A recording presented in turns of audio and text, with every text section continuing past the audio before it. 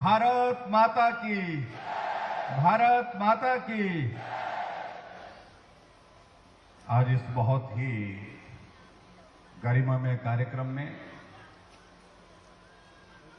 जो हिमाचल प्रदेश के अस्तित्व के 75 वर्ष पूर्ण होने पर प्रगति की इस यात्रा में जहां हम पहुंचे हैं,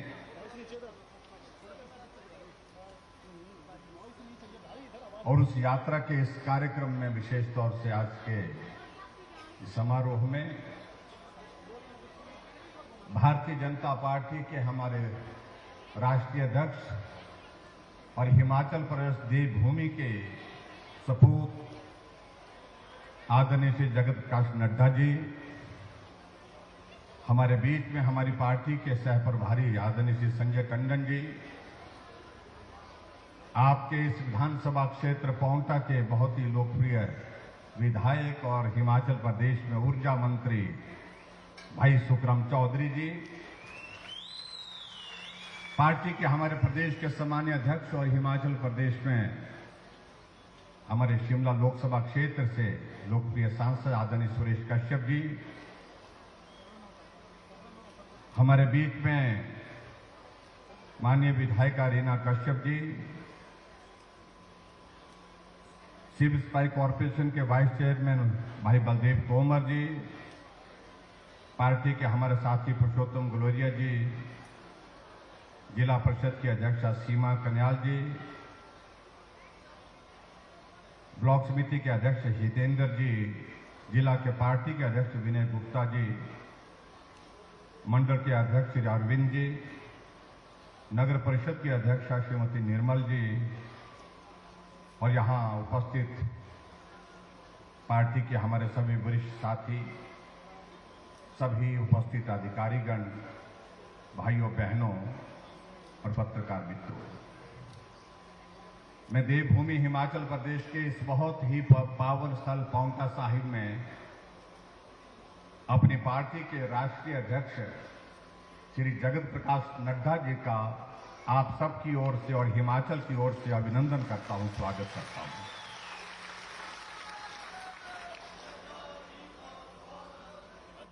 स्वाभाविक रूप से हम हिमाचल वासियों के लिए गर्व का विषय है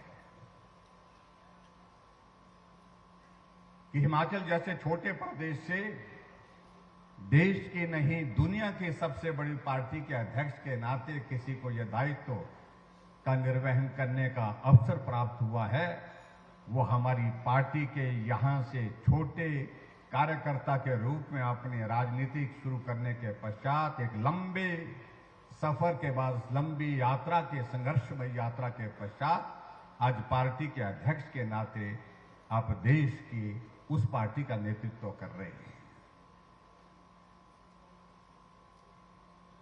भाई और बहनों, ये पांवटा साहब हमारे लिए बहुत पावन स्थल है, और पावन स्थल होने के नाते यहां का एक ऐतिहासिक महत्व है, और उस ऐतिहासिक महत्व की दृष्टि से आज हम यहां आकर के, जहां गुरुद्वारा साहिब में जाकर के आशीर्वाद लेकर के आए, वहां आप सबका भी आशीर्वाद लेकर के यहां से जा रहे हैं, और मुझे पूरा भरोसा है कि आगे की यात्रा सफल होगी, बेहतरीन होगी, ऐसा मुझे पूरा भरोसा है।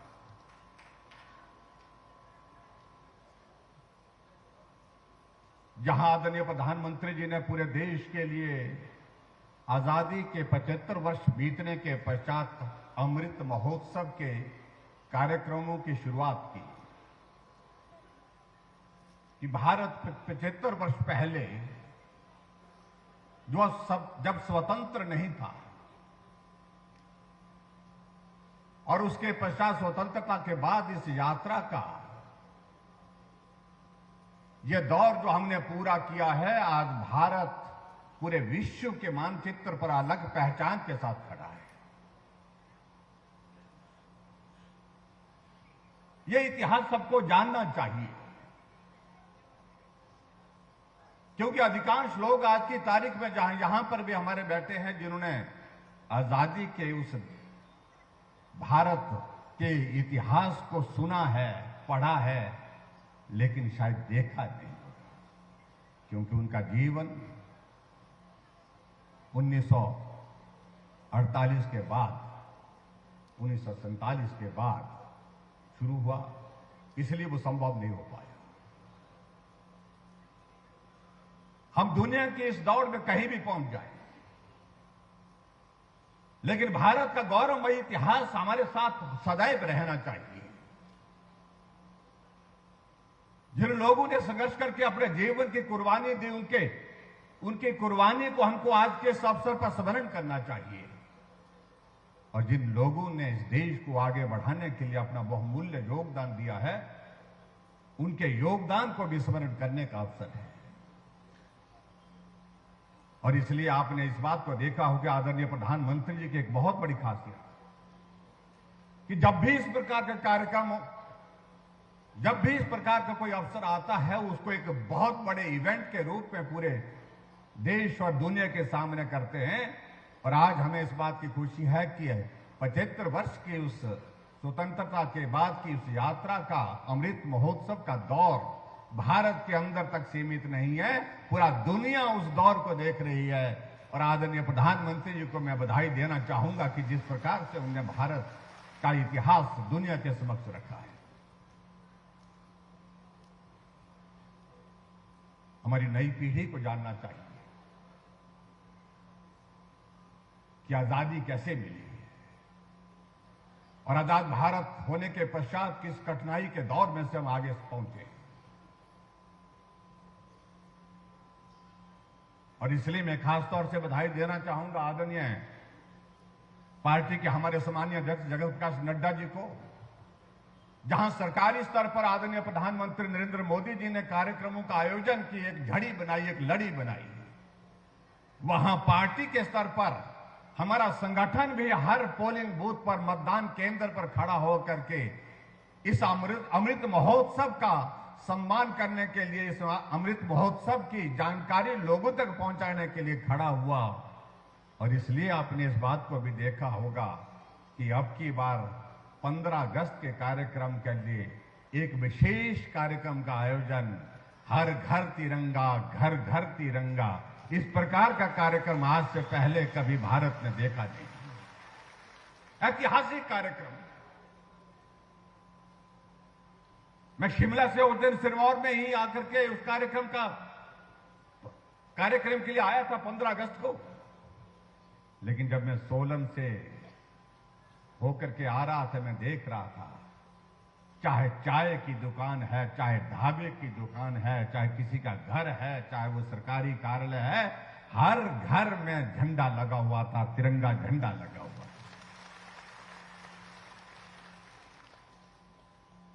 एक ऐतिहासिक कार्यक्रम किया गया, क्योंकि इस भारत की आजादी के लिए जिन लोगों ने योगदान दिया, उसको हमको स्मरण करना चाहिए। और इसी तरह से आदरणीय अध्यक्ष जी, यह हमारा सौभाग्य है कि हिमाचल प्रदेश के भी एक संयोग है एक तरह का, जहां आजादी का अमृत महोत्सव पूरा देश मना रहा है, वहां हिमाचल प्रदेश के भी अस्तित्व के गठन के 75 वर्ष पूरे हुए हैं। 15 अप्रैल 1948 को हिमाचल प्रदेश का गठन हुआ था, और उसके लिए भी मैं आप सबको बहुत बहुत बधाई देता हूं।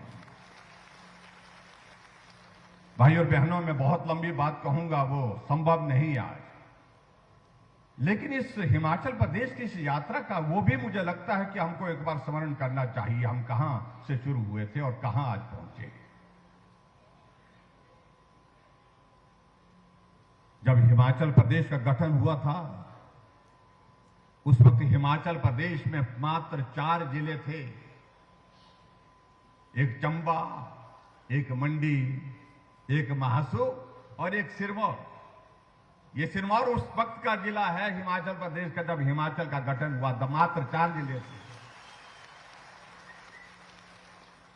और इसलिए सिरमौर वालों को मैं बहुत बहुत बधाई देता हूं। हिमाचल प्रदेश के अस्तित्व की, हिमाचल प्रदेश के गठन की अगर शुरुआत सही मायने में अगर मुकाम तक पहुंची, मंजिल तक पहुंची, उसमें सिरमौर वासियों का बहुत बड़ा योगदान रहा है।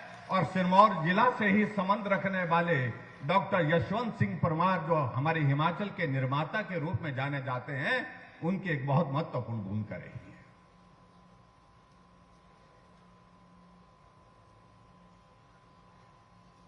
अभी आप लोगों ने हमसे पहले डॉक्यूमेंट्री देखी होगी। उस डॉक्यूमेंट्री में आपने देखा होगा, हमने इसको सीमित नहीं किया कुछ लोगों तक।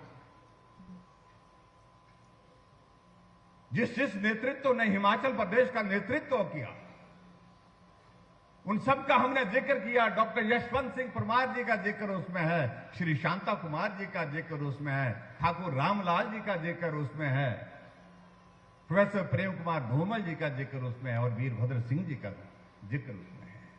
मैं उन सबका आभार व्यक्त करता हूं। उनका हिमाचल के विकास में एक बहुत महत्वपूर्ण योगदान रहा। लेकिन उसके साथ साथ में हमने इस बात को लोगों के समक्ष कहा, हमने ये कार्यक्रम हमने तय किया, कम हिमाचल प्रदेश में हिमाचल के अस्तित्व के 75 वर्ष पूरे होने पर 75 बड़े इवेंट हम तय करेंगे, जहां पर जाकर के हिमाचल प्रदेश की जनता को बधाई भी देंगे, हिमाचल प्रदेश की जनता के योगदान को भी स्मरण कराएंगे। ये हमने तय किया। जहां नेतृत्व का योगदान रहा, उसके लिए उस नेतृत्व का आभार।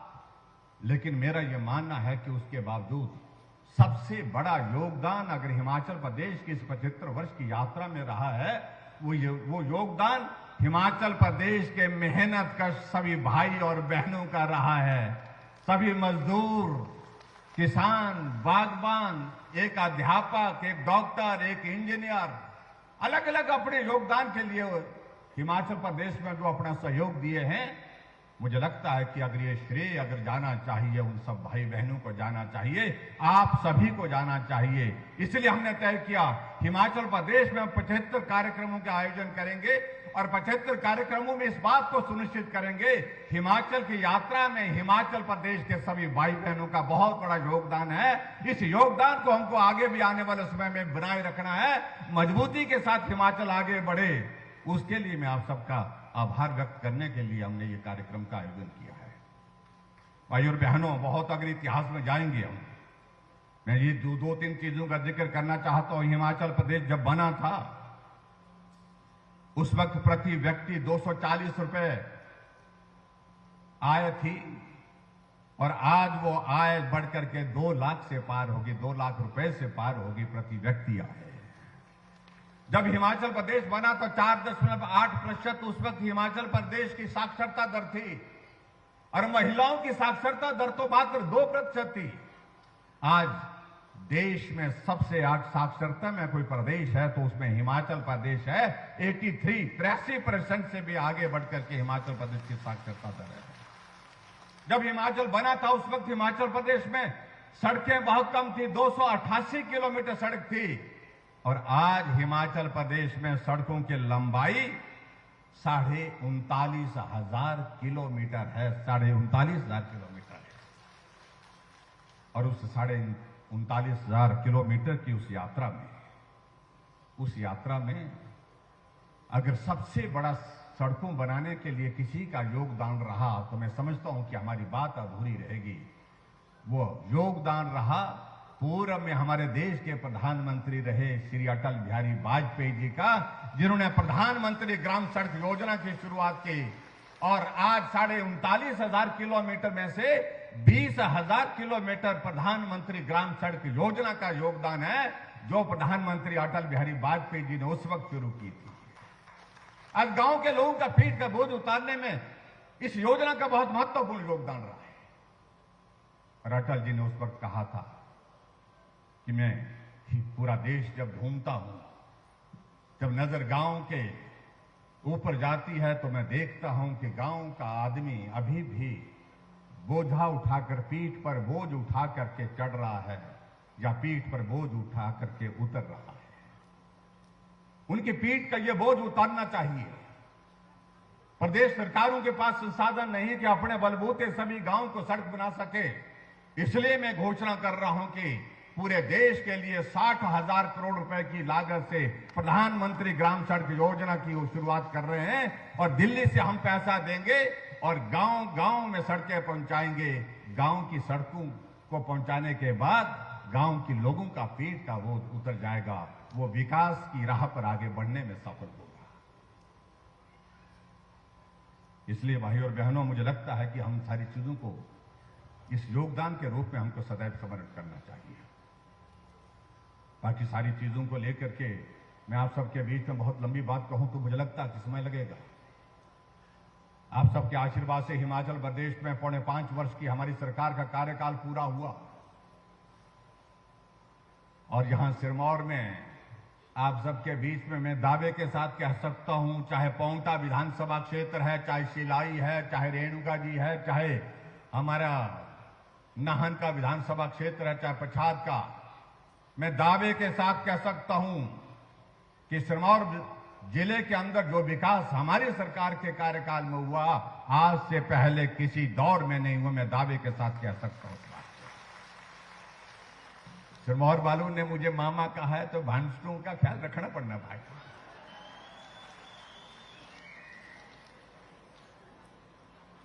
हमारे भांजे ठीक रहेंगे, आगे बढ़ेंगे तो हमको बहुत अच्छा होगा, मामा को उसकी ज्यादा खुशी होगी। आपकी भावनाओं का हमने सम्मान किया है। पांवटा विधानसभा क्षेत्र, चलाई विधानसभा क्षेत्र में जो चीजें कभी सोची नहीं थी, वो सारी चीजें करने के लिए हमने काम किया। मैं दावे के साथ कह सकता हूं कि जो हमारे विपक्ष के लोग हैं वो भी परेशान हैं। ऐसा तो हमारे जमाने में होता नहीं था। ये भी हो गया, वो भी हो गया। लेकिन इसके बाद में इतना जरूर मैं कहना चाहता हूं, आपकी सबसे बड़ी भावनाओं का सम्मान करते हुए जिस मुद्दे को लेकर के हमेशा कहते थे हमको ये चाहिए, ये हमारे सम्मान का प्रतीक है। हमारे पड़ोस वाला राज्य जो है, जहां ट्राइबल का दर्जा मिल गया हमारे हाटियों को, तो इसलिए इस मुद्दे को उठाया। हम लगातार इस मुद्दे को लेकर के आगे बढ़ रहे हैं। आदरणीय राष्ट्रीय अध्यक्ष जी हमारे बीच में बैठे, हमने कितनी बार इस मुद्दे को लेकर के हमने बात की और ये मामला आगे बढ़ते बढ़ते आदरणीय गृह मंत्री तक हमने जिस प्रकार से सदैव रखा है, मुझे पूरा भरोसा है कि आपकी इस मांग का हम सम्मान पूर्वक तरीके से रास्ता निकाल करके छोड़ेंगे। ये मैं आपके बीच में कहना चाहता हूं। बाकी सारी बातों को लेकर के तो मुझे सिर्फ इतना कहना है भाई और बहनों कि हमने कहा है हिमाचल प्रदेश में हमने रिवाज बदलने की बात कही है। अगर रिवाज बदलने की बात कही है तो हम आज नहीं कह रहे। हम रिवाज बदलने की बात उस दिन से कह रहे हैं जब हिमाचल प्रदेश में सरकार बनी थी। पहले दिन से हमने शुरुआत की है। रिवाज तो ये था हिमाचल प्रदेश में, जब सरकार बदलती थी, पुरानी सरकार के लोगों के ऊपर मामले दर्ज हो जाते थे, पुरानी सरकार के कई योजनाओं को रद्द कर दिया जाता था। हमने कहा ये देवभूमि हिमाचल प्रदेश है और यहां के लोग भी देवतुल्य हैं, इसलिए हमको बदले की भावना से काम करने की इस परंपरा को रोकना होगा। हमने वही रोका और रिवाज बदला। हमने कहा आओ मिलकर के हम आगे बढ़ते हैं, मिलकर के हम हिमाचल प्रदेश में काम करेंगे, हिमाचल को एक बना करके सशक्त हिमाचल, मजबूत हिमाचल, आगे बढ़ता हिमाचल पूरे देश दुनिया के सामने प्रस्तुत करेंगे और उसमें मुझे खुशी है कि उसमें हम सफल हुए। रिवाज बदलने की बात, रिवाज तो ये था जब सरकार बदलती थी तो टोपी बदल जाती थी, टोपी के रंग बदल जाते थे। लेकिन हमने कहा ये हिमाचल अपना है, हिमाचल की टोपी हमारी शान है, हमारी पहचान है, इसको राजनीति से नहीं जोड़ेंगे। ये टोपी चाहे हरी है वो भी हमारी है, लाल है वो भी हमारी है, सिरमौर की टोपी वो भी हमारी है, कुल्लू की टोपी वो भी हमारी है, किन्नौर की टोपी ये भी हमारी है। और हमने उस तरह से शुरुआत की, रिवाज बदलने की बात कही। और उसी तरह से अभी भाई और बहनों, आप मुझे बताइए कि हम कहां गलत हैं? पूरे देश में वो रिवाज बदल रहा है। यहां उत्तराखंड का चुनाव हुआ, लोग वहां कहते थे कि रिवाज बना है 5 वर्ष के बाद तो सरकार बदल जाती है। चुनाव हुआ, परिणाम निकला, धामी जी मुख्यमंत्री थे, सरकार भाजपा की फिर से बनी और फिर से धामी जी मुख्यमंत्री बने। रिवाज बदला। हम कौन सा गलत बात कह रहे हैं?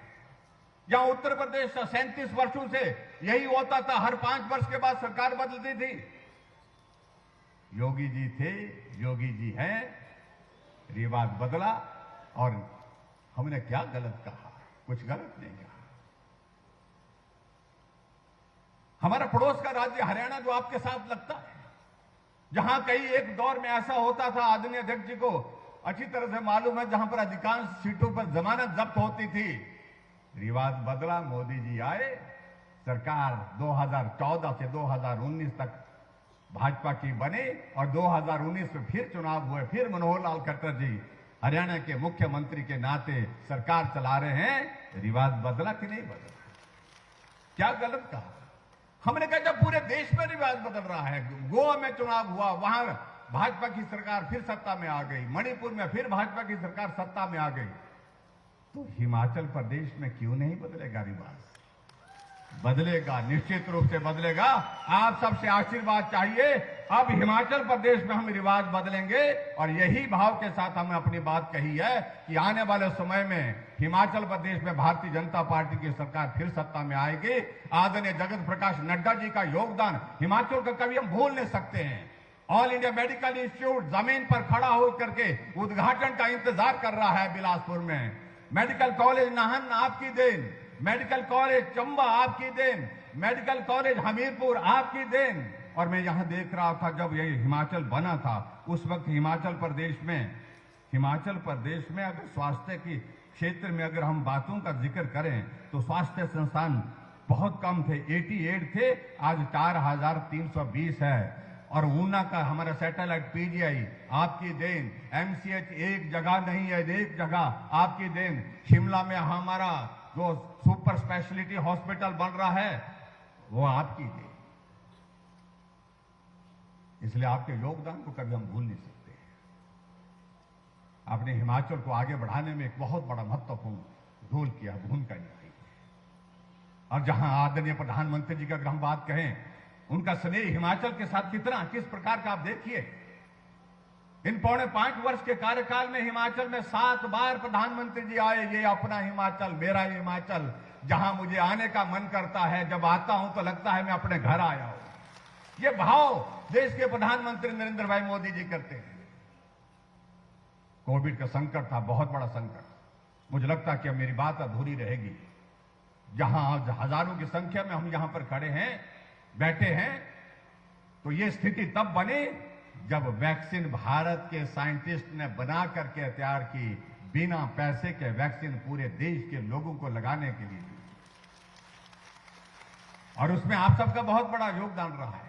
मैं देख रहा हूं आशा वर्कर यहां पर हैं, आंगनबाड़ी वर्कर यहां पर हैं, डॉक्टर्स हैं, नर्सेज हैं, जिनने बहुत अपने जीवन को जोखिम में डाल करके काम किया। और पूरे देश भर में जब वैक्सीन का अभियान चला तो हिमाचल पहली डोज में भी पहले नंबर पर और दूसरी डोज में भी पहले नंबर पर रहा। उसके लिए मैं आप सबका बहुत बहुत अभिनंदन करता हूं, बहुत धन्यवाद करता हूं। लेकिन भाई और बहनों, आगे बढ़ना है, मिलकर के आगे बढ़ना है। अब आप अंदाजा लगा सकते हैं हम चुनाव के करीब हैं, और इसलिए मैं बहुत लंबी बात नहीं कहना चाह रहा हूं। मैं सिर्फ इतनी बात कहना चाह रहा हूं, जो हमने करना था इतने बड़े संकट के बावजूद वो हमने करने की कोशिश की, उसमें हमने सफलता हासिल की। लेकिन अब आपके करने का भी आशीर्वाद हमको प्राप्त होना चाहिए। आप सबकी शुभकामनाएं चाहिए। पांवटा की इस पावन धरती से मैं समझता हूं कि आपका आशीर्वाद निश्चित रूप से मिलेगा। और आने वाले समय में जब हिमाचल प्रदेश में चुनाव होगा तो पूरा का पूरा सिरमौर भाजपा के साथ होगा। यही मैं निवेदन करते हुए आदरणीय जगत प्रकाश नड्डा जी का आज के इस कार्यक्रम में विशेष तौर से आपने समय निकाला, आपका अभिनंदन करता हूं, आपका बहुत बहुत धन्यवाद करता हूं। जय हिंद, जय हिमाचल।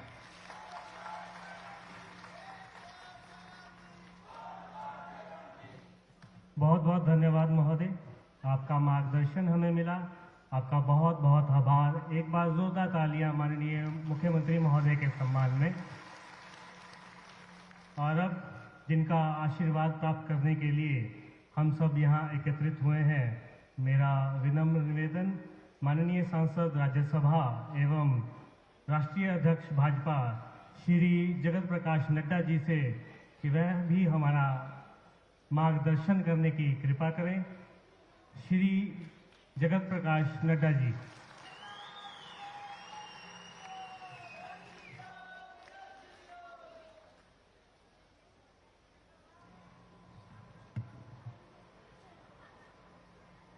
आज के इस भव्य कार्यक्रम में मंच पर उपस्थित हमारे हिमाचल प्रदेश के यशस्वी मुख्यमंत्री सम्मानीय जयराम ठाकुर जी,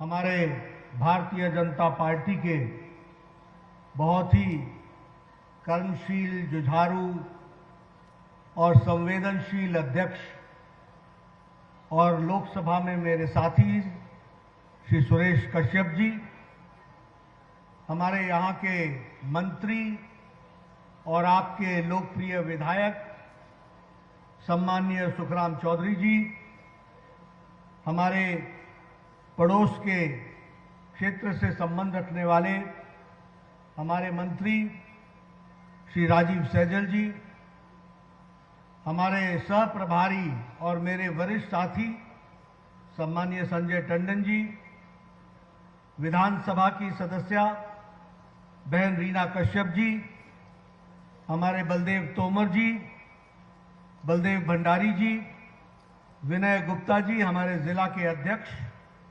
अरविंद गुप्ता जी, हमारे मंडल के अध्यक्ष बहन निर्मल कौर जी जो अध्यक्षा हैं नगर परिषद पांवटा साहिब की, श्री हितेंद्र कुमार जी जो बीडीसी के अध्यक्ष हैं, सम्मानित मंच, मेरे पुराने साथी और पूर्व के विधायक फतेह सिंह जी, हमारे डॉक्टर प्रेम जी, सम्मानित मंच और यहाँ इतनी बड़ी संख्या में एकत्र आए हमारे युवा साथी, देवी और सज्जनों और मीडिया के मेरे साथी, प्रिंट मीडिया और इलेक्ट्रॉनिक मीडिया के मेरे साथी, मैं अपना सौभाग्य मानता हूं कि मुझे आज पांवटा साहिब में आजादी के अमृत महोत्सव पर हो रहे कार्यक्रम में 75 स्थानों पर जो कार्यक्रम हो रहा है उसमें से आज मुझे भी शिरकत करने का मौका मिला, भाग लेने का मौका मिला और इसकी शुरुआत मैंने पांवटा साहिब से की है। आप सब लोगों ने जिस गर्मजोशी से स्वागत किया है, आपका हार्दिक अभिनंदन है, स्वागत है। मैं जब पांवटा साहिब आता हूं तो हमेशा गुरु के दर्शन गुरुद्वारे जाकर के हमेशा किया करता हूं। आज भी मैंने पांवटा साहिब के यात्रा की शुरुआत गुरु ग्रंथ साहिब जी को मत्था टेक करके वहां से हमने प्रारंभ किया है। यह ऐतिहासिक नगरी जहां गुरु गोविंद सिंह जी ने अपने जीवन के 4.5 साल लगाए, जहां उनके बड़े साहबजादे का जन्म हुआ, जहां से उन्होंने एक लड़ाई भी लड़ी और उन्होंने धर्म की रक्षा के लिए अपने आप को न्यौछावर किया।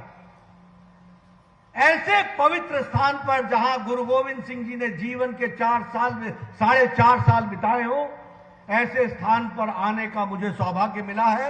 मैं ऐसी पवित्र धरती को सबसे पहले नमन करता हूं और आशीर्वाद लेता हूं।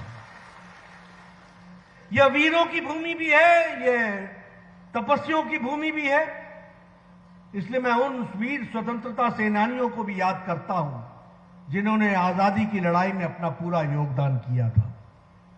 मित्रों,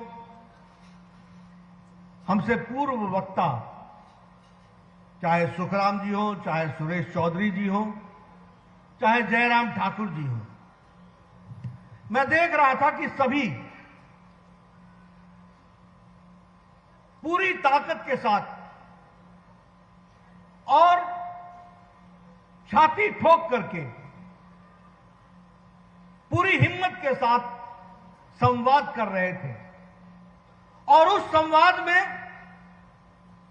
हर एक कोई ये बताने की कोशिश कर रहा था कि हम कहां से चले थे और हम कहां पहुंचे हैं। हमने ये विकास किया, वो विकास किया, उसका विकास किया, इस तरीके से विकास किया। ये विकास की हिम्मत के साथ लोगों के सामने रखने की ताकत अगर किसी में है तो वो भारतीय जनता पार्टी में है। इस बात को हमको याद रखना चाहिए। कभी आपने किसी कांग्रेसी नेता को सुना जो ये कहे कि मैंने ये किया? वो ये कह सकता है कि मैंने अपना घर बनाया, मैंने ये किया, मैंने चाचे को नौकरी लगाई, मैंने ताई को नौकरी लगाई, लेकिन जनता के लिए कुछ किया, ये कोई भी कांग्रेसी नेता छाती ठोक के नहीं कह सकता। ये कह सकता है तो भारतीय जनता पार्टी का कार्यकर्ता कह सकता है। सुखराम जी बता रहे थे कि 90% आपकी भूमि को उन्होंने अपनी कंस्टिट्यूंसी में इरिगेटेड कर दिया है। सुखराम जी बता रहे थे कि उन्होंने कोई गांव नहीं छोड़ा है जो सड़क से जुड़ा हो। वो बता रहे थे कि पीने का पानी हमने 100% पहुंचा दिया है। वो बता रहे थे कि हमने इलेक्ट्रिसिटी 100% पहुंचा दी है, एक एक घर तक बिजली पहुंचाई है। इस बात को कह रहे थे। ये दावा करना जनता के बीच में, ये वही हिम्मत कर सकता है जो पसीना बहाता है और जमीन पर रह करके लोगों की सेवा करता है, तभी ये दावा कर सकता है। मित्रों, अभी जयराम जी चर्चा कर रहे थे। उस समय 2500 किलोमीटर की सड़कें थी, आज 39,000 किलोमीटर से ज्यादा की सड़कें हैं। जयराम जी बता रहे थे कि किस तरीके से बिजली के लिए काम किया, इरिगेशन के लिए काम किया, शिक्षा के लिए काम किया। 7% होती थी शिक्षा, आज 80+ है, 83+% है। ये उन्होंने 75 साल का ब्यौरा आपके सामने रखा। लेकिन जब हम अमृतकाल में प्रवेश कर रहे हैं तो यहां मैं देख रहा हूं कि ज्यादातर औसत उम्र जो है वो 50 साल की है। इसलिए इसमें से अधिकतर लोगों ने 2047 भी देखना है। और अगर 2047 देखना है तो हाथ पे हाथ धर करके नहीं बैठना है। हमने इस देश को विकसित भारत बनाना है और विकसित हिमाचल बनाना है। इसके लिए हमको काम करना है। हमको आत्मनिर्भर भारत बनाना है, हमको आत्मनिर्भर हिमाचल बनाना है। अगर हिमाचल आत्मनिर्भर बनेगा तो देश आत्मनिर्भर बनेगा, हमारा योगदान होगा। और इसीलिए जब अमृत काल में अमृत महोत्सव हम मना रहे हैं तो जो पीछे हमने किया उसके लिए सबका धन्यवाद। लेकिन आगे संकल्प लेकर के चलेंगे और विकसित हिमाचल बनाने में अब कोई कसर नहीं छोड़ेंगे। इस बात का हमको संकल्प लेना चाहिए। मित्रों, अभी 15 अगस्त को लाल किले के प्राचीर से प्रधानमंत्री जी ने 5 प्रण की बात कही है। उस 5 प्रण को हमको ध्यान रखना चाहिए। एक है विकसित भारत, दूसरा गुलामी का कोई अंश हमारे बीच में ना रह जाए। गुलामी का अंश कोई पेन खरीद करके रख लेने से नहीं होता। गुलामी का अंश कोई विदेशी कपड़ा पहन लेने से सिर्फ नहीं होता। गुलामी का अंश मानसिकता में होता है। जब हमको भारत से अच्छा कोई दूसरी भूमि दिखती है तो यह गुलामी का अंश होता है। हमने तय करना है कि सर्वोच्च होगा तो भारत होगा, सर्वोच्च होगा तो हिमाचल होगा। इस बात के लिए हमको काम करना है। उसी तरीके से हमको अपनी विरासत का भी गर्व होना चाहिए। आज हम यहां आए हैं, दुनिया के इतिहास में बताओ, गुरु गोविंद सिंह जी जैसा व्यक्तित्व जिसने 2-2 साहबजादे अपने देश के लिए कुर्बान कर दिए, धर्म के लिए कुर्बान कर दिए, कोई ऐसे इतिहास को भूल सकता है क्या? इसलिए हमें अपनी विरासत को याद रखना है, हमें अपने पूर्वजों को याद रखना है, हमें अपनी देवी देवताओं को याद रखना है, हमें अपनी परंपराओं को याद रखना है। और हमें अपनी संस्कृति को याद रखना है। और दुनिया में सबसे पुरानी संस्कृति है तो वो भारत की संस्कृति है। इस बात का हमको गौरव करना चाहिए और हमें एकता के साथ रहना है।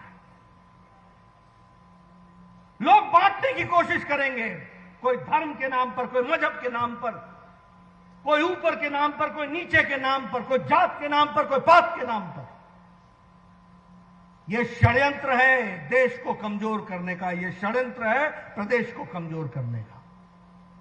हमने सबने भाई भाई बनकर के मिलकर के चलना है, एकता रखनी है। लक्ष्य 2047 विकसित भारत, और उसके लिए एकता के साथ हमको आगे बढ़ना है। और साथ ही साथ हमने अधिकारों की बात तो बहुत कर ली, अब कुछ जिम्मेवारियों की बात भी करना हम सीखें। यह ठीक है सत्याग्रह करना, विदेशियों से लड़ रहे थे, महात्मा गांधी ने सिखाया, सत्याग्रह लेकर के हम चले और सत्याग्रह में हमको सफलता मिली। लेकिन अब सत्याग्रह अपने से सत्य की आग्रह करना है। हम कहां खड़े हैं, हमारी क्या जिम्मेवारी है, हमें कैसे पूरा करना है, इस सारी चीजों को आगे बढ़ाने का हमको काम करना है। मित्रों, आप बताइए, देश आगे बढ़ रहा है कि नहीं बढ़ रहा है? बढ़ रहा है कि नहीं बढ़ रहा है? मोदी जी के नेतृत्व में आगे बढ़ रहा है कि नहीं बढ़ रहा है? मित्रों, एक बात को समझो, आज भारत बदल गया। आज आप समझ सकते हैं, ये किसान किसान किसान आंदोलन की बात करते हैं। जितना काम नरेंद्र मोदी जी की सरकार ने किसानों के लिए किया, किसी भी सरकार ने वो काम नहीं किया। और आपको जान करके खुशी होगी कि एग्रीकल्चर का बजट, कृषि का बजट 4 गुना बढ़ा है, 4 गुना बढ़ा है। 2014 में जहां ये 33,000 करोड़ रुपए था, आज ये 1,33,000 करोड़ रुपए है। 1,33,000 करोड़ सालाना बजट। और अगर मैं बात करूं 2007 से 14 का, तो 1,40,000 करोड़ रुपए की बढ़ोतरी थी। आज वो 6 करोड़ 11 लाख की बढ़ोतरी हुई है। यह आज एग्रीकल्चर की स्थिति है। जिस बात को हमारे सुखराम जी कह रहे थे, प्रधानमंत्री सिंचाई योजना के तहत 93,000 करोड़ रुपए खर्च होने, 93,000 करोड़ रुपए खर्च होने, 93,000 करोड़। प्रधानमंत्री फसल बीमा योजना में लगभग 1.2 लाख लोगों का सेटलमेंट हो गया है किसानों का। अगर हम बात करें डिफेंस एक्सपोर्ट्स की, हम लोग पहले डिफेंस का सामान आयात करते थे, अब हम निर्यात करते हैं। निर्यात करते थे, इंपोर्ट करते थे, अब हम एक्सपोर्ट कर रहे हैं। और हमारा एक्सपोर्ट कितना पहुंचा? हमारा एक्सपोर्ट पहुंचा है 6 गुना ज्यादा।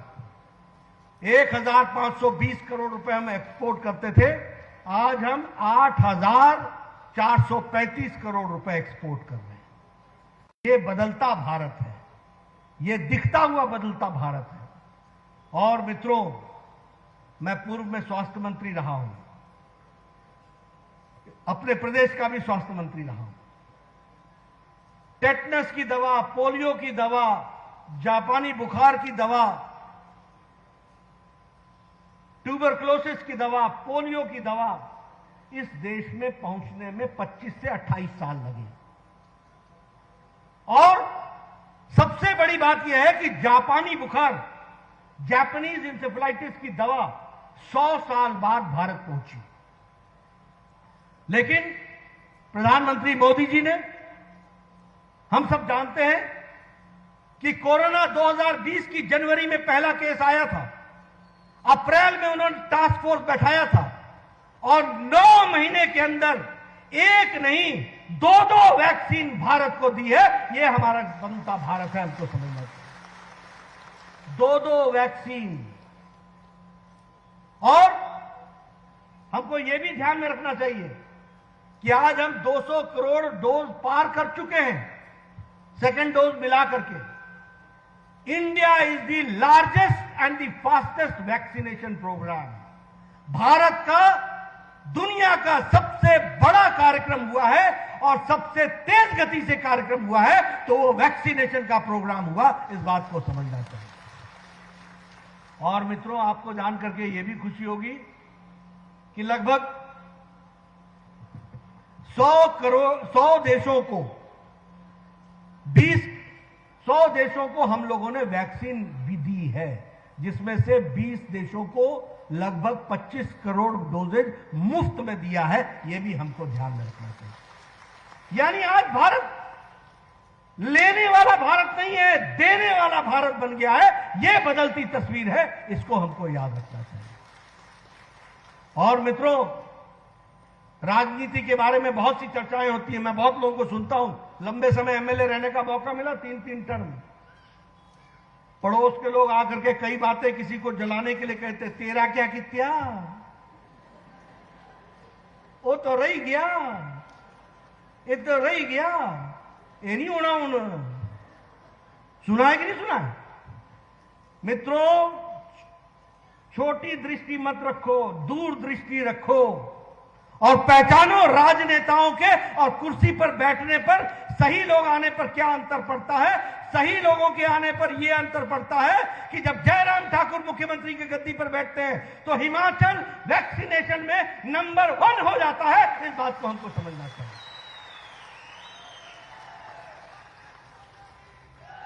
तो कोई पूछे तेरा क्या कित्या, तो बोलो एक कित्या तो अड्डा। आज आप लोग कोई मास्क नहीं पहने और बड़े नजदीक नजदीक बैठे हैं। यहां अमेरिका का जो बाइडेन भी मुंह में मास्क लगा के फिरते हैं और आप ये खुली हवा में रह रहे हैं। तो ये नरेंद्र मोदी जी ने आपको सुरक्षा कवच दिया है और जयराम जी ने आपको सुरक्षा कवच पहनाया है। इस बात को समझना चाहिए। यह है अंतर, यह है परिवर्तन, यह है सोच। आज कोई बोलता मेरा क्या कितना, ये सड़क ही नहीं दिखती भाई। ये जो सवेरे सवेरे स्कूटर लेकर के चल पड़ते हो। मेरे को मेरे इलाके में एक बस स्टैंड पे एक आदमी मिल गया। मैंने कहा यहां क्या कर रहे हो? कुछ नहीं, जिन्हें पान खाने आया था। मैंने कहा गांव तेरा उधर, पान खाने तो इधर आया। बोला वो तो दिक्कत ही कोई नहीं थी, किक मारो 5 मिनट से बस स्टैंड। ये फर्क है, इसको समझो। कोई लोग बोल देते हैं मेरा क्या किया। अरे पहले बावड़ी में जाते थे नहाने की नहीं, हाथ में बाल्टी लेकर के तेल और साबुन और कंधे पर तौलिया। देखा है मैंने हिमाचल का वो दृश्य भी।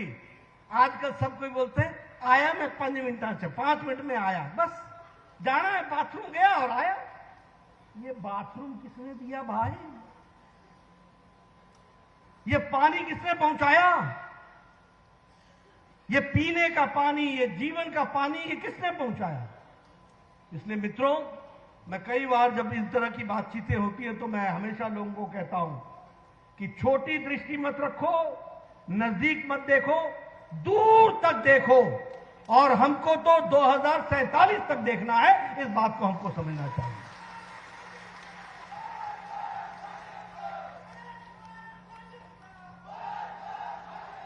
अब मित्रों, मैं आपके सामने कुछ बातें कहता हूं। अब ये यूक्रेन में झगड़ा लड़ाई हुई, क्या अमेरिका के लोगों को वापस लाने के लिए अमेरिका ने कोई प्रयास किया? क्या यूरोप से कोई लोग वापस आए?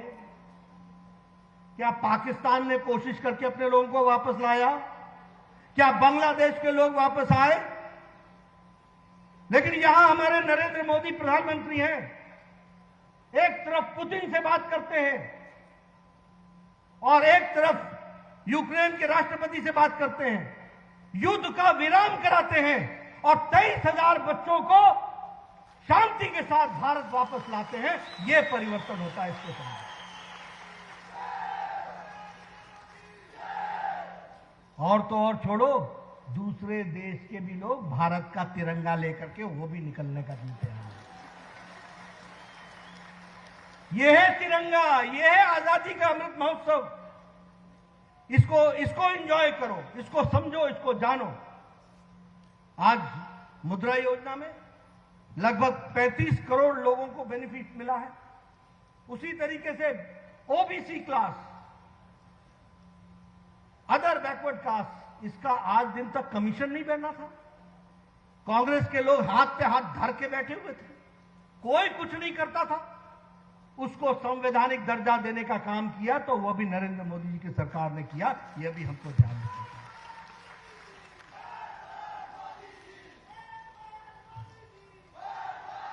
ये प्रधानमंत्री गति शक्ति योजना 100 लाख करोड़ रुपए खर्च होने वाले, 100 लाख करोड़।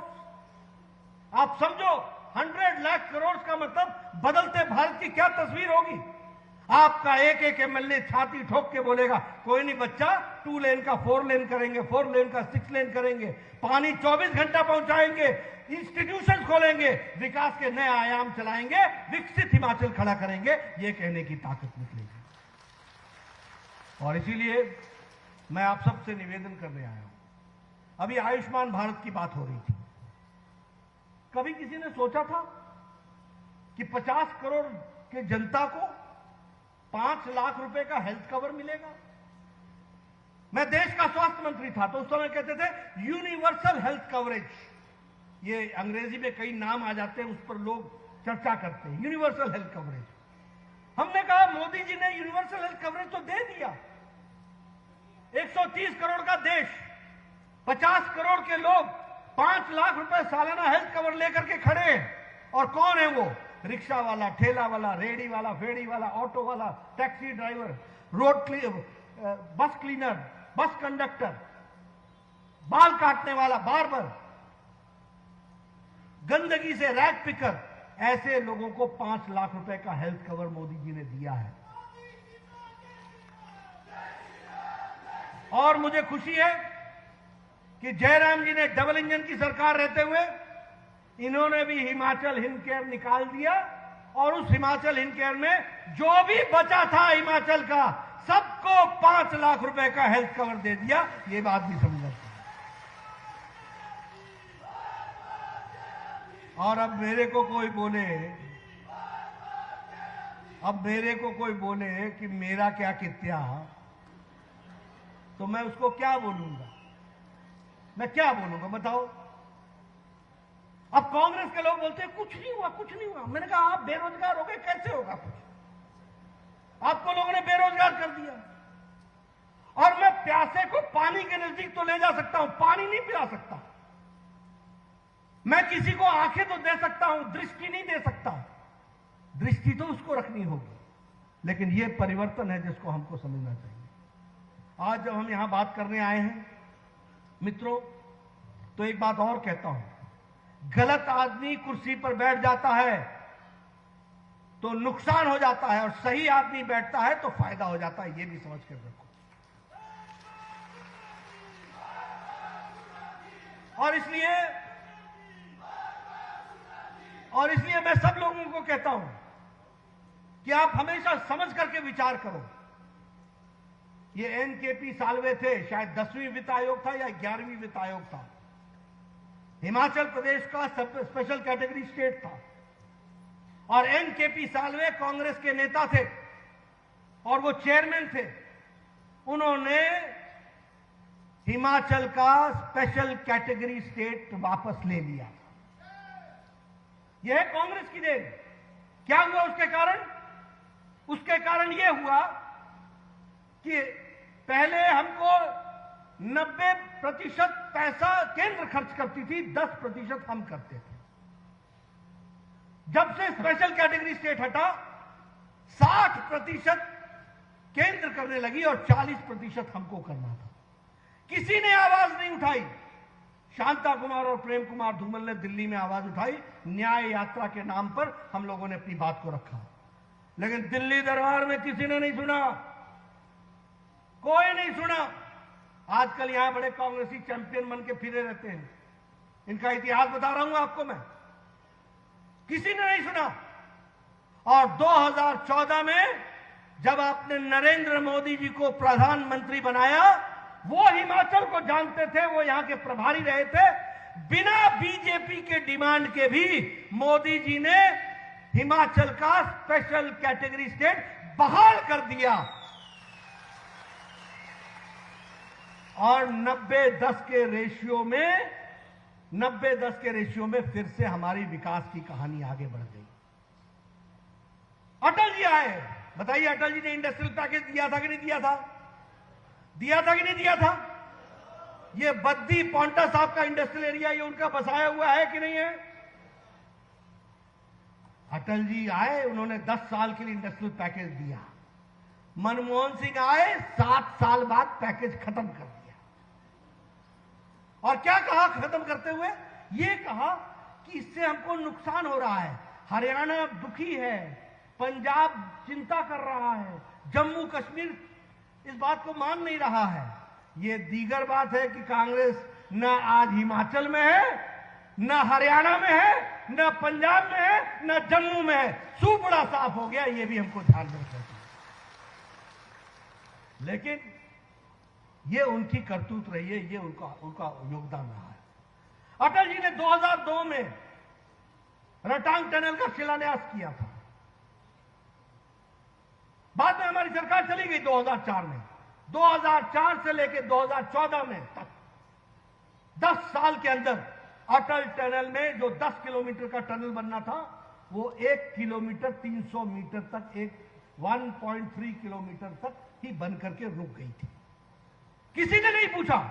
मुझे याद है अटल जी अंतिम दिनों में मनाली आए थे, अंतिम बार उन्होंने मुझसे पूछा था कि क्या हो रहा है उस अटल टनल का। मैंने कहा काम बहुत धीरे धीरे चल रहा है। उन्होंने कहा था वो शिलान्यास मेरे दिल पर पत्थर है। और उनकी बात को, सपना को साकार किया मोदी जी ने। 6 साल के अंदर अटल टनल बनाई है और आज वो डिफेंस का सबसे बड़ा रास्ता बन गया है। इस बात को भी हमको समझना है। इसलिए मित्रों, विकास की मैं नई कहानियों के बारे में आपसे चर्चा करता हूं। आज मैं यहां पर आया हूं। जब मैं छात्र था तो सुना करता था रेणुका डैम। गौर से सुनिएगा, जब मैं छात्र था तो मैं सुना करता था रेणुका डैम। फिर क्या कहते थे? कभी हरियाणा नहीं मानता, कभी दिल्ली नहीं मानती, कभी वो नहीं मानता, कभी ये नहीं मानता। आज हम गौरव के साथ कह सकते हैं कि अटल जी के नेतृत्व में और जयराम जी के योगदान से 7,000 करोड़ रुपए का ये जो डैम है, इस डैम का काम जो है वो शुरू हुआ है और 40 मेगावाट ये देगा। इसको हमको समझना चाहिए। अब मेरे से कोई पूछे मेरा क्या किया तो मैं क्या बोलूंगा? भैया, मैं पौंटा साहब की धरती पर खड़ा हूं, यमुना बगल से बह रही है और ये बांध बनने वाला है, 7,000 करोड़ रुपए खर्च होने वाले हैं, 45 मेगावाट बिजली पैदा होगी, हिमाचल सेल्फ सफिशिएंट होगा, हिमाचल की आर्थिक स्थिति बढ़ेगी, हिमाचल को रॉयल्टी दिलाई है, उससे पैसा अर्जित होगा। इस सारी बातों को हमको समझना चाहिए। मित्रों, मैं बहुत से योजनाएं आपको गिना सकता हूं। स्वच्छ भारत में टॉयलेट्स का बनना। अब हिमाचल में ही अगर हम बात करें तो लगभग 1,72,000 हिमाचल में इज्जत घर बने हैं। 1,72,000। ये छोटा काम नहीं है। हर औरत को, और ये इज्जत घर का याद रखना एक बात, ये महिलाओं का सशक्तिकरण का सबसे बड़ा माध्यम है। महिलाओं की इज्जत के लिए सबसे बड़ी चीज है, ये सबसे बड़ी देन है। 21वीं शताब्दी में हम पहुंच गए और दैनिक नित्य कर्म के लिए हमारी बहनों को खेतों में जाना पड़े। आज उनको इससे आजादी दिलाई है तो नरेंद्र मोदी ने दिलाई है। और हिमाचल में 1,72,000 इस तरीके के इज्जत घर बना करके इस काम को पूरा किया है। उसी तरीके से अगर हम बात करें एलईडी बल्ब की तो लगभग 86 लाख एलईडी बल्ब यहां हिमाचल प्रदेश में दिए गए। अगर मैं डबल इंजन की बात करूं तो स्मोक फ्री स्टेट का बनना, यह भी अपने आप में हम लोगों को एक बहुत ही सुकून देता है, ताकत देता है कि इस कार्यक्रम के माध्यम से हम आज स्मोकलेस स्टेट, ये जो हिमाचल है ये फर्स्ट स्मोक फ्री स्टेट है। धुआं रहित प्रदेश हिमाचल प्रदेश पहला प्रदेश है जिसका आप गौरव कर सकते हैं। यह भी हमको ध्यान में रखना चाहिए। और इसके लिए मैं एक बात और कहूंगा, जहां उज्ज्वला योजना बनी वहीं जयराम जी ने स्वनिधि योजना बनाई और लगभग 3,24,000 बहनों को सिलेंडर देकर के अब यहां पर कोई भी बगैर चूल्हा के नहीं है। यह हम लोगों ने तैयार किया है। प्रधानमंत्री ग्राम सड़क योजना की चर्चा हो रही थी। 10,225 किलोमीटर की लागत से 5,000 करोड़ रुपए खर्च होकर के ये 10,225 किलोमीटर की प्रधानमंत्री ग्राम सड़क योजना बन रही है। कोविड के दौरान 500 करोड़ रुपए का रिलीफ पैकेज दिया गया। आपके हर एक हॉस्पिटल को ऑक्सीजन के टीएसए प्लांट के साथ युक्त किया गया और उसी तरीके से विदेश अपने इंडस्ट्री को डेवलप करने के लिए लगभग 23,000 करोड़ रुपए का एमओयू साइन हुआ हाइडल में और 15,000 करोड़ रुपए का एमओयू साइन हुआ हमारे टूरिज्म में, और उसमें भी तीव्र गति से काम चल रहा है। इस बात को हमको ध्यान में रखना चाहिए। आज यहां मैं आया हूं, हेल्थ इंफ्रास्ट्रक्चर की बात जरूर करूंगा। बदलता भारत कैसा है? आज हिमाचल में बिलासपुर में 1,300 करोड़ रुपए की लागत से all India institute of medical sciences बन रहा है। मैं नहीं कहता कि कोई वहां जाए, सब स्वस्थ रहें, सुखी रहें, अपने घर में रहें, लेकिन कभी बिलासपुर घूमते हुए जाने का मौका मिला है तो आपने देखना कि पीजीआई से बड़ा all India institute of medical sciences वहां हिमाचल में बनकर के तैयार हुआ है। इस बात को ध्यान में रखें। आज नाहन का medical college, YS Parmar medical college 300 crore की लागत से बनकर के तैयार हुआ। आज मैं जाकर के देखने वाला हूं। कभी कोई सोच सकता था नाहन में मेडिकल कॉलेज? यहां डिग्री कॉलेज को तो पोस्ट ग्रेजुएट कॉलेज बनाते बनाते पसीने छूट गए।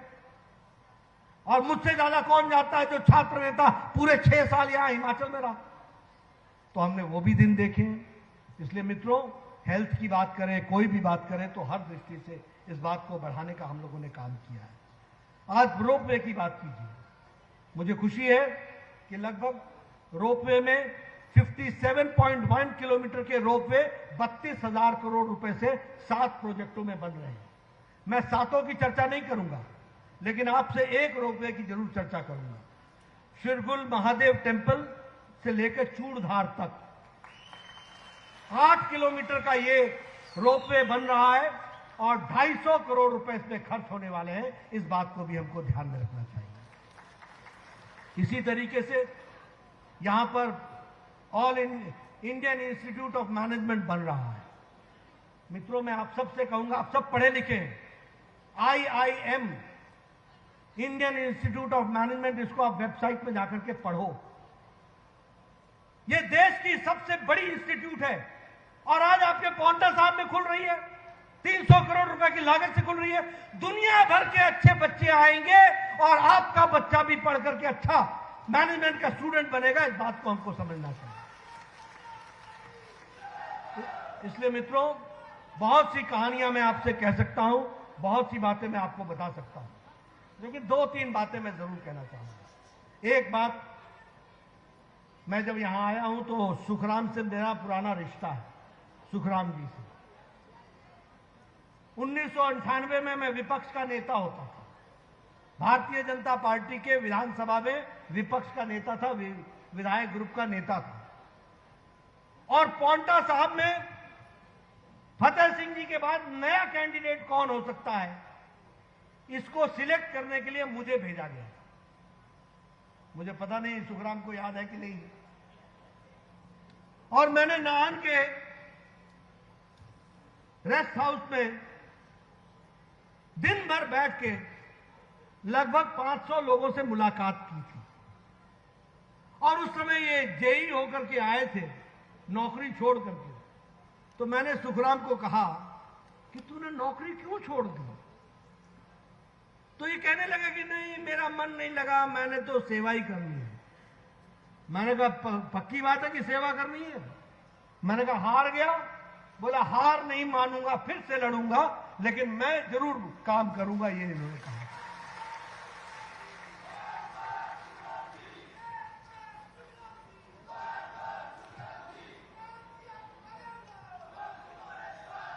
उस दिन हमारी मुलाकात हुई थी। बाद में मैंने रिपोर्ट दी, मैंने कहा सुखराम को कैंडिडेट बनाना चाहिए। मुझे लगता है पूरे विश्वास के साथ कि वह फैसला मेरा उचित फैसला था, सही फैसला था और वो नतीजा निकला।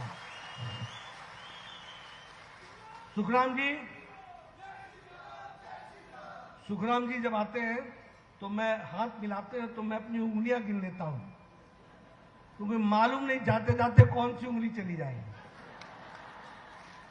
आते हैं तो बोलते हैं बस थोड़ा सा, थोड़ा सा, और जब वो थोड़ा थोड़ा करने लगते हैं तो यहां मंच पर आकर के बोलते हैं मैंने ये भी लिया, मैंने वो भी लिया, मैंने ये भी कर लिया, मैंने वो भी कर लिया। ये एक अच्छे प्रतिनिधि का काम होता है। इसलिए मैं सुखराम जी को बधाई देना चाहता हूं और आप लोगों से मैं बोलना चाहता हूं, सिर्फ ताली मत पीटते रह जाना, ये भी करते रहना। समझे? समझ में आया? सिर्फ ताली मत पीटते रहना, ये भी दबाना। मित्रों, राजनीति में इशारे समझना बहुत जरूरी होता है।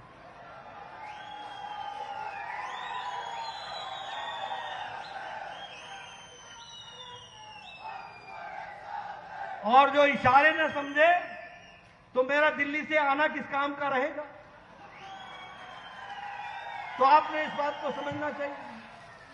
दूसरी बात मैं कहना चाहता हूं, इन्होंने दो बातें कही। एक कहा फसल, अब देखिए कैसे कहा, फसल मारी गई, ये हुआ।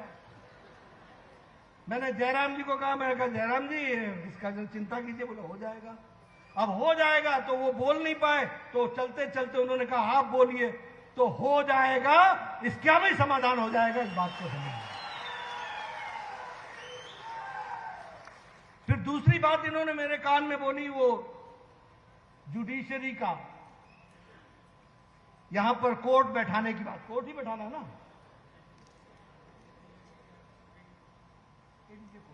एडीजे कोर्ट, यही है ना, एडिशनल डिस्ट्रिक्ट जुडिशियल मैजिस्ट्रेट का कोर्ट बैठने की बात इन्होंने कही। मैंने जयराम जी से पूछा, जयराम जी ने कहा कर देंगे। जयराम जी की तरफ से मैं आपको यह आश्वासन देता हूं कि यहां कोर्ट खुल जाएगा, इस बात को हमको समझना चाहिए।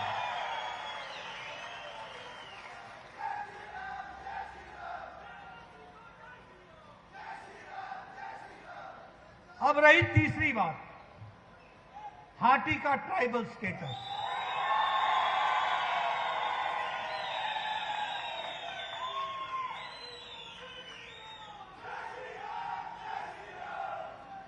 देखिए, सबसे पहली बात तो यह है कि ये हिम्मत करके डिमांड करने की ताकत है तो वो भारतीय जनता पार्टी में है, इसको हमको समझना चाहिए। 50-60 साल गुजर गए, किसी में हिम्मत नहीं हुई। कांग्रेसी बोलते रहे ये नहीं करता, वो नहीं करता, ये नहीं करता, वो नहीं करता। भारतीय जनता पार्टी में मुझे खुशी है कि हमारे सभी सिरमौर के नेता, सुखराम जी, बलदेव जी, राजीव बिंदल जी, बलदेव तोमर जी, रीना जी, सब लोग मिलकर के जयराम जी के नेतृत्व में मेरे पास आए थे। हम लोग गृह मंत्री जी से मिले थे, बाद में प्रधानमंत्री जी से मिले थे। सुरेश कश्यप जी, हमारे प्रदेश के अध्यक्ष, सबसे आगे हाटी का ट्राइबल, सब लोगों ने डिमांड की। मैं आपको एक बात बताना चाहता हूं कि सरकार सकारात्मक तरीके से इस पर विचार कर रही है और जल्दी आपको निर्णय मिलेगा, इस बात का भी हम आपको विश्वास दिलाते हैं।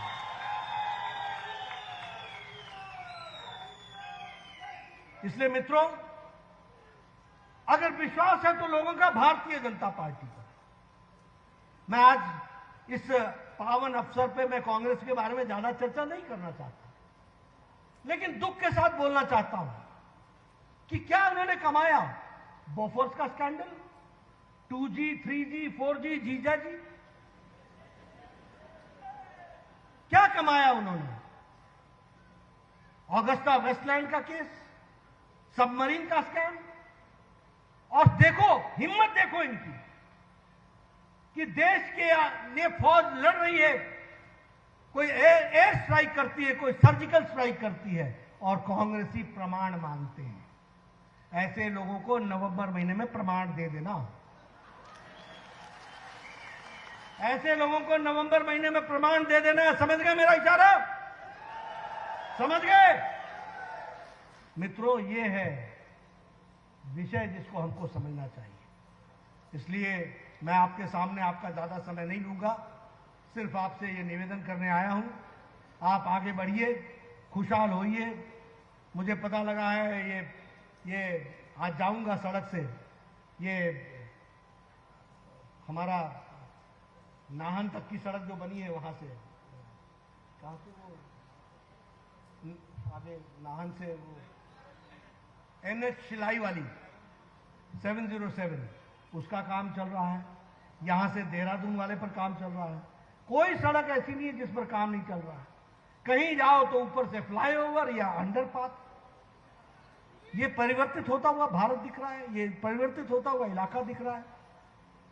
तो मित्रों, आपसे मैं एक ही निवेदन करने आया हूँ, और यहाँ मैं आयोजकों को एक बात और कहना चाहता हूँ कि मुझे यहाँ महिला शक्ति का सशक्तिकरण दिख रहा है, क्योंकि महिलाओं की